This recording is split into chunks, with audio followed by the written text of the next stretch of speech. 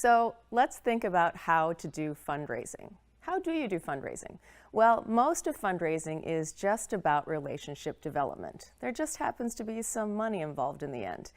Now, when I first learned how to do fundraising, I was a college student. I was attending university and I was getting my master's degree at the University of Wisconsin in Madison, Wisconsin. And one of the things that I went to was a graduate seminar on fundraising led by Don Gray, who at the time was the Vice President of Advancement for the University of Wisconsin School of Business. And he put this diagram up on the screen saying, this is how you do fundraising. Any questions? And we all looked at it really kind of perplexed until he said, well, let me put it this way. Is anybody in the room dating? Because in many respects, fundraising is just like dating. So let's walk through the development cycle with this analogy in mind.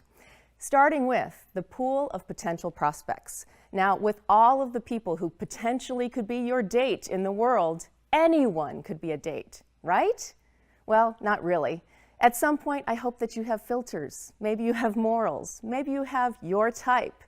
Well, that's the thing about fundraising as well. We have a pool of potential prospects of people who could be your donor, but at some point you have to filter them down to qualified prospects. Because realistically, there will be people in the world who will never support your cause. And that's okay, because there's plenty of people who will.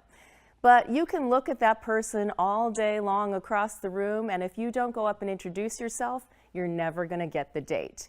So that's the next step in the fundraising process. You have to make initial contact. You essentially have to introduce yourself to your potential donor. Now, at some point, you may introduce yourself to someone and they may walk away immediately and get as far away from you as possible. If that's the case, they've indicated no interest. And if you continue to pursue that person, well, guess what? You're kind of a stalker. So let's not do that. Let's let the people that aren't interested in our cause go away and bless and release them, as I like to say. But for those people who have indicated some level of interest, we can start to have a conversation with them. This is the cultivation process. This is the process of getting to know the donor, getting to know your potential date, so to speak. And the thing about that is, if you think about being at a party or being at some kind of event, and you're talking to someone who can only talk about themselves, at some point you're thinking, God, can I get away from this person any faster? And that's one of the challenges we have in the nonprofit sector, is that we talk a lot about ourselves. The whole point of the cultivation process is to develop a relationship. So you want to be able to have a conversation with your donor when possible. So ask them questions, learn about their interests, learn about what makes them tick. And that's going to help you in the next stage, because you're not going to get the date, you're not going to get the gift unless you ask for it. So at some point, you are going to have to take the plunge and ask for something. Now, what may happen now, they might say, you know what, I'm busy on Saturday, and I'm going to be busy on Saturday for the rest of your life. Well, if that's the case, you have seriously misjudged that relationship development process.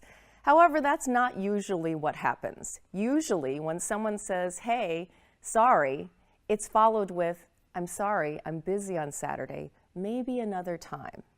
So maybe you asked and it wasn't the right time. Or maybe you asked and they said, you know, I'm really not into that activity. I really don't want to see that movie. Or, you know, gee, I'm really not into, I don't know, wrestling.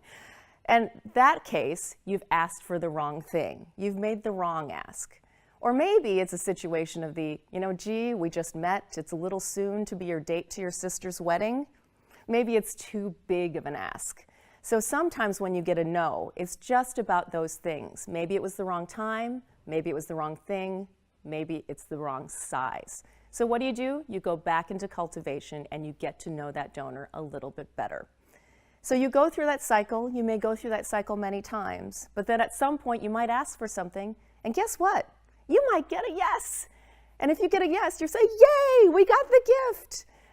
But what happens next? You better show up for the date.